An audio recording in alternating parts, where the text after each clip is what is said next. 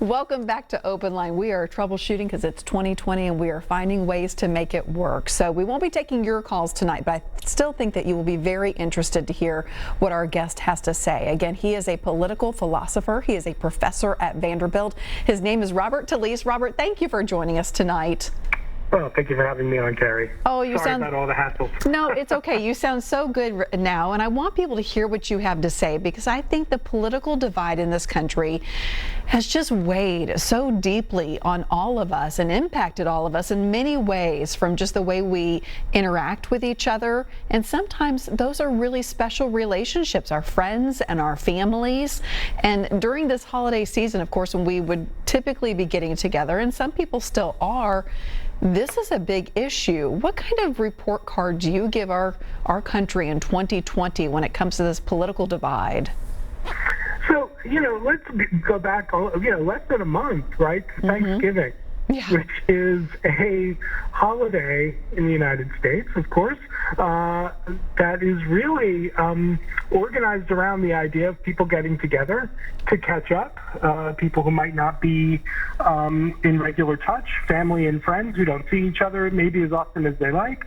And the purpose of the holiday is for people to get together and talk over really great food. And as it turns out, in the United States, Thanksgiving is a cause of agita. People get anxious about a good meal. And and one of the things that makes the holiday so trying for some of us is the political wrangling that can go on amongst family members over turkey dinner.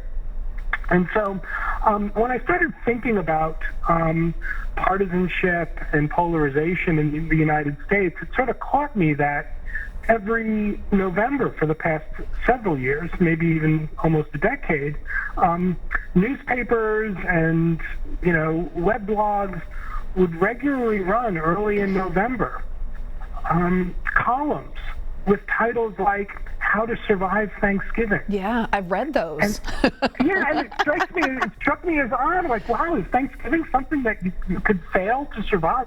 And so I started reading, and those columns give lots of good advice, about how to deal with disagreeable relatives. It says, be polite, don't escalate, try to deflect or change the topic, don't name call, remain calm. That's all good advice. But it struck me that not one advice column that I've yet come across makes the recommendation that one might just say to one's family, the holiday's not about politics. This is about something else. This is about giving thanks and reconnecting and sharing, stories about the intervening year. And politics, we can wait for some other day. Right now, we're doing something else at the table.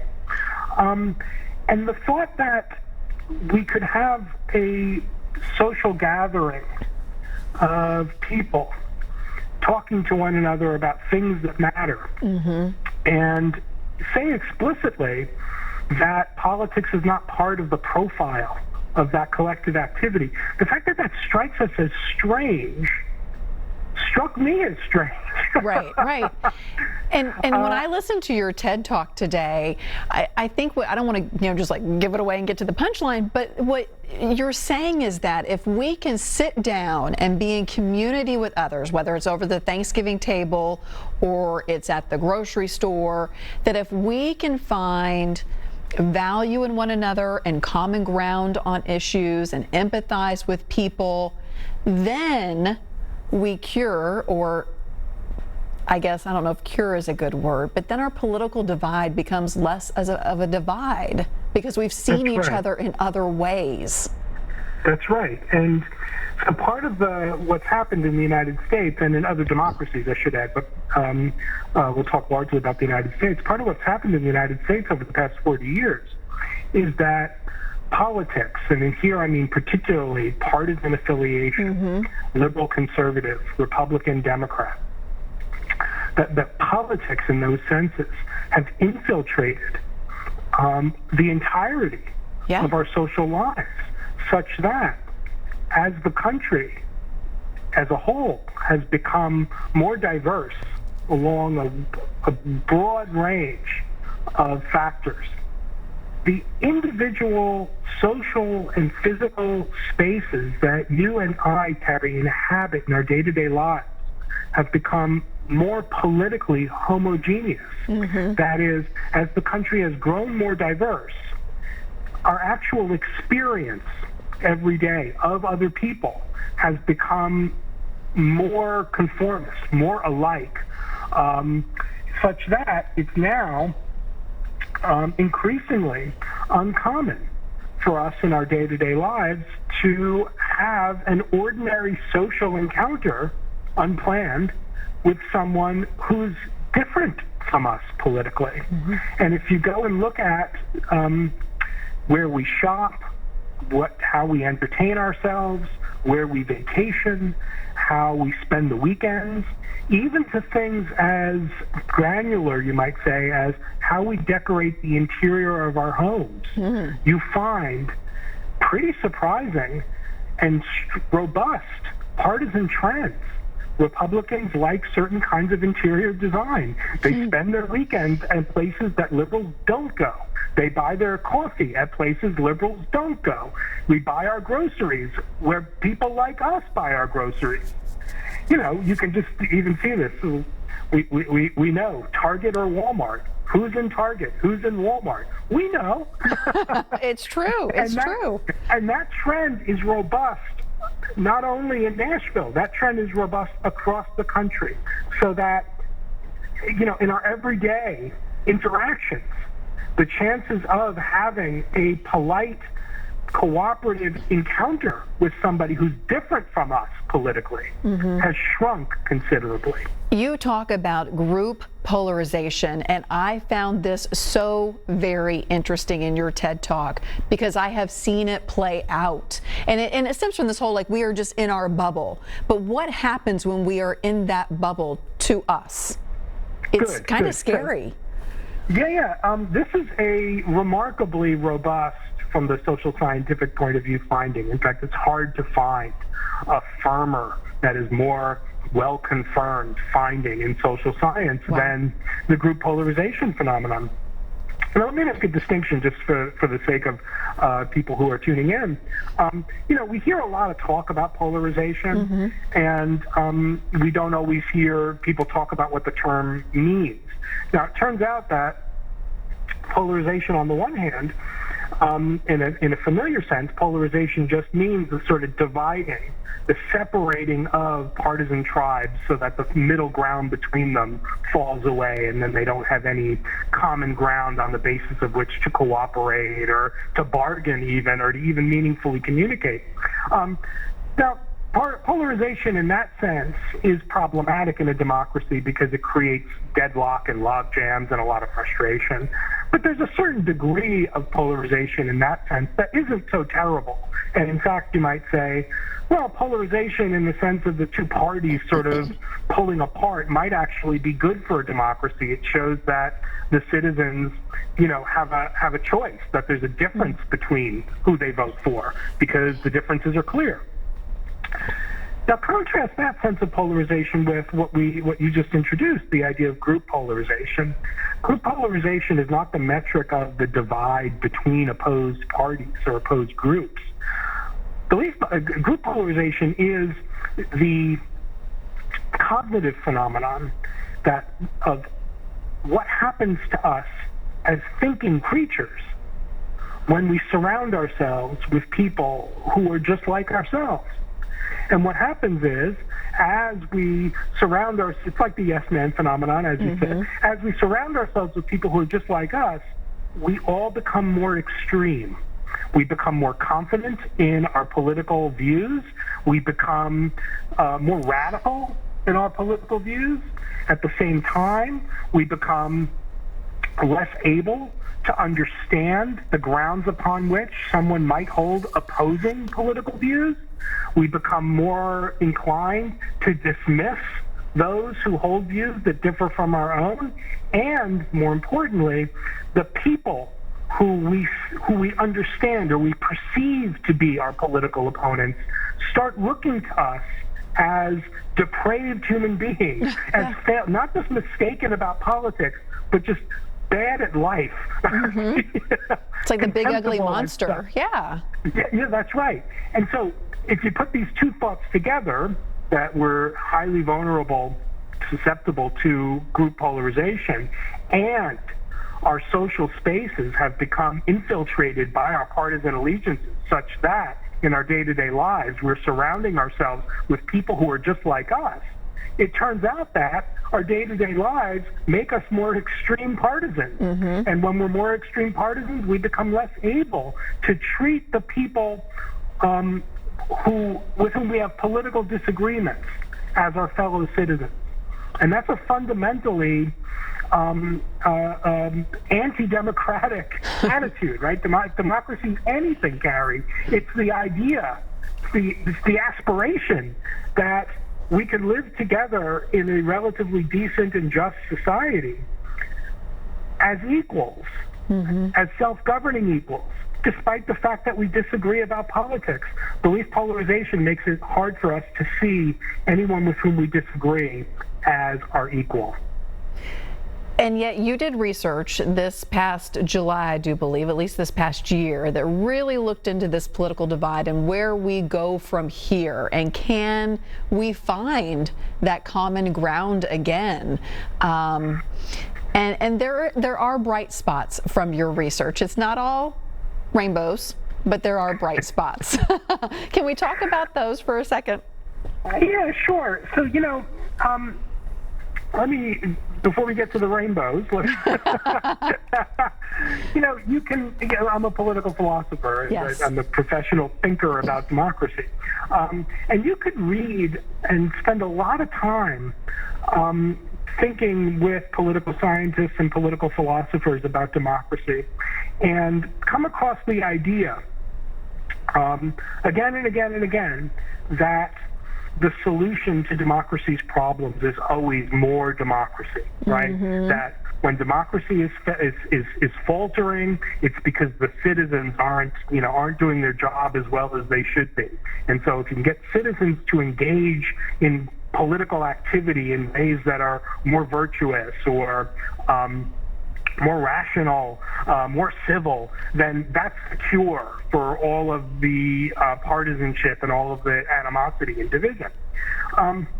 It seems to me that that's just not true. Now, that's not because I think, let me be clear, it's not because I think that, democratic participation is not important. I think democratic participation is important. I think politics is important. The idea is that, but democratic citizenship has within it a kind of sort of banana peel that we slip on, to use a metaphor, in that the more that we devote our lives to politics, the more vulnerable we become more vulnerable to these polarization and saturation phenomena, so that we actually become less good at being citizens when politics is all we ever think about. When we're drowning in politics, not only do we become more radical, we become less good at being democratic citizens because we become less tolerant of views that aren't like our own. So it seems to me, here's the transition to the rainbow part, it seems to me that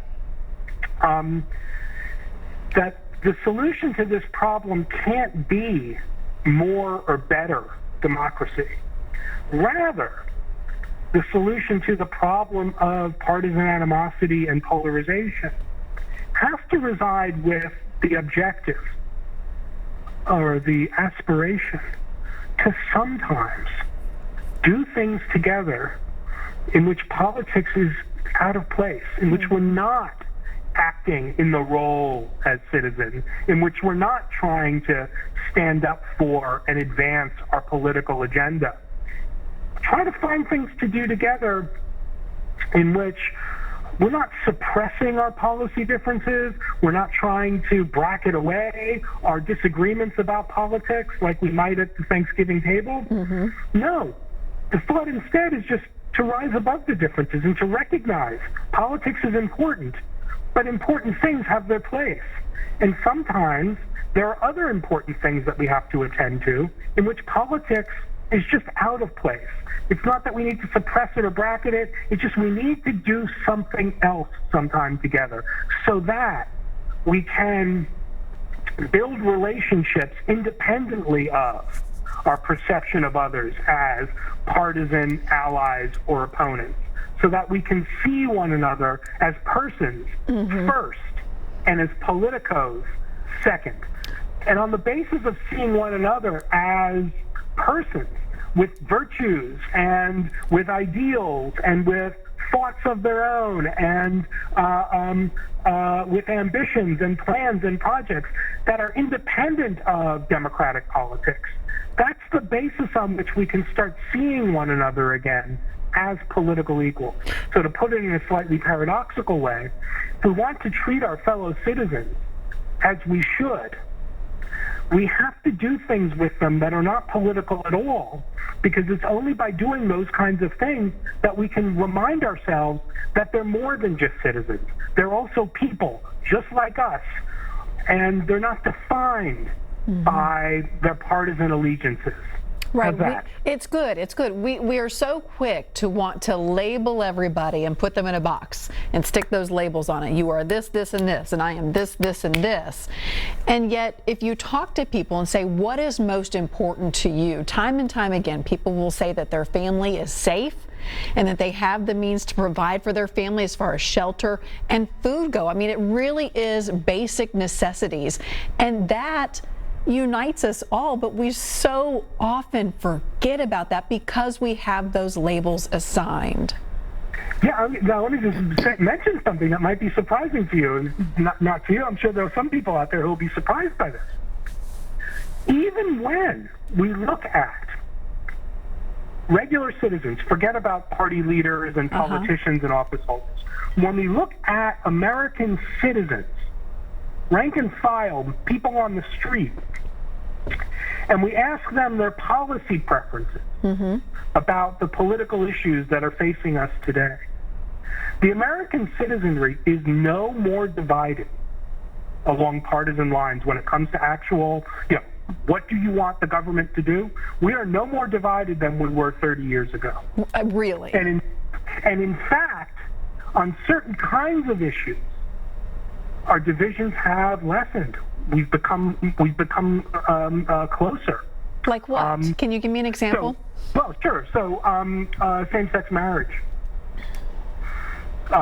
euthanasia, abortion. In fact, sexual morality as such, the American electorate has become less divided than it was 30 or 40 years ago. Now, I'm a 50-year-old man, so I remember, being a new voter. And those issues surrounding sexual morality and life and death, were the kinds of issues that were at the core of the partisan divide in the United States. This is what the one-issue voters were about. One of these issues. It turns out that the American electorate has moderated, in fact, has moved towards a more liberal position. Even those who call themselves conservative tend to be far less like the conservatives of 30 years ago, and much more like the liberals. So you're going to have people shaking in their boots over that. yeah, I'm sure. But it's interesting because, and the reason why they're shaking in their boots is telling. It's because somewhere in the last 30 and 40 years in the United States, American politics became less about policy and more about lifestyle and identity. And so now, in the United States, despite the fact that we're actually no more divided than we have been in the last 30 to 40 years, and in some cases closer, we believe our partisan divisions are more severe than ever. We believe the other side is far further in the direction of their political valences than in fact they are. That is, we think our partisan divisions are far deeper than they've ever been. And that's because we dislike each other more. So when politics has become a matter of lifestyle and identity, we define, if you've got teenage kids, right? You know how cliques work. You define yourself in terms of the uncool kids. You define yourself in terms of the people you don't like. Turns out that liberals and Democrats and conservatives, Republicans are a lot like. We behave politically a lot like teenage cliques, where our dislike for the other side overrides our concerns with actual policy. So we dislike each other even though we have less to fight about. That's very interesting when you stop and think about it. This point from your research struck me. It says, while Americans in the past worried a great deal about their child marrying someone from a different race or religion or entering a same-sex relationship, your survey suggests that far more Americans these days are concerned about their child marrying someone with opposing political views. That made my jaw drop a little bit. It's pretty amazing, right? Yeah. So, negative attitudes towards cross-partisan marriage now in the United States outstrip negative attitudes about interfaith or cross-racial marriage or interracial marriages. Now, that's just one indicator of that phenomenon we were just talking about, where, we're not as divided as we think we are, right? Attitudes about, religious pluralism, attitudes about domestic and other kinds of relations, intimate relations with people of different races have moderated greatly, even though, going back a little bit more than 40 years, these were major, right, major division, major pivot points for politics. So, by the way, it turns out that the greatest predictor of success in online dating is copartisanship. Really? That is, yes, such that it's now, I'm a married man. I've never been on a dating site, to be honest with you. But I'm told by people I know who are on dating sites that it's generally known to be a good tactic, a good strategy for building your online profile for a dating site, to make sure you eliminate from your bio or from even your picture anything that might suggest a partisan identification if you want to maximize the number of expressions of interest. So, and by the way, this is also, research has also shown, we find faces more attractive when we find out that the person whose face it is voted the same way we did. Oh, my word. I mean, it's crazy, but it's scary, really. It really is. So sort of politics, and particularly by politics, I mean just partisan identity is sort of, wormed its way into our brain, and it's a lens through which we see everything, including the attractiveness of a face, which is, again, you might think, very, very strange, but feeling, you might say, here's a sort of an armchair. I am in an armchair. Here's an armchair social scientific sort of explanation. Like, well, when people think about what they want in, somebody they're going to date and maybe try to be serious with, feeling at home with them, and, partisan wrangling and political debate is kind of, it kind of kills the mood. That's true. So why not just date somebody who votes the same way as you do? Why not put that pretty high? Like, well, but we don't realize it. That's the thing. We don't realize that it's having that kind of effect. So just one last experiment. You get this effect of, liberals finding faces of other liberals more attractive than they would find the same face when they're told that face is conservative, even when the cues about partisan identity are very, very subtle. So a picture with an American flag in the background is often understood as coding conservative. If you have an American flag hanging up in your house, people tend to think that person's probably conservative. It's like, the person doesn't say they're conservative, doesn't say anything political, but this, in the background of the profile picture, there's an American flag that's enough to turn off potential liberal daters. Wow. That's amazing. Okay, we have blown through 30 minutes, believe it or not, which is incredible. We have to take a quick break, but when we come back, more of this conversation. I look forward to it. Stay with us.